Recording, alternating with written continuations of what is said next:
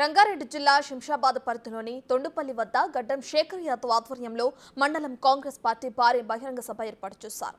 కార్యక్రమానికి ముఖ్య అతిథిగా చేవెళ్ల పార్లమెంటు కాంగ్రెస్ అభ్యర్థి గడ్డం రంజిత్ రెడ్డి, డీసీసీ రంగారెడ్డి జిల్లా అధ్యక్షులు చల్లా నరసింహారెడ్డి పాల్గొన్నారు. కాంగ్రెస్ ప్రభుత్వం అందిస్తున్న సంక్షేమ ఫలాలను ప్రజల్లోకి తీసుకువెళ్లి ఎంపీ ఎన్నికల్లో మెజార్టీ సీట్లు గెలవాలని నేతలకు సూచించారు. ఇక తెలంగాణలో ఎక్కువ సీట్లు గెలిచి సోనియా, రాహుల్ కు బహుమతిగా ఇచ్చేందుకు ప్రతి ఒక్కరూ చేయాలని నేతలు సూచించారు.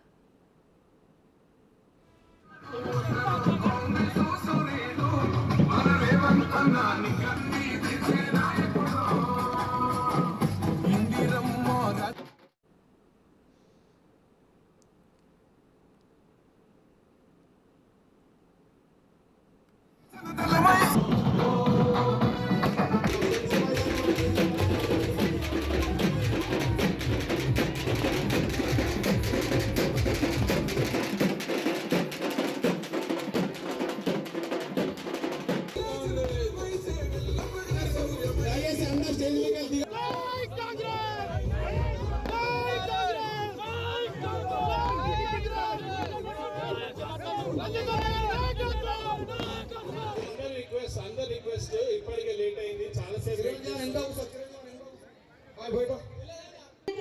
నమస్కారాలు.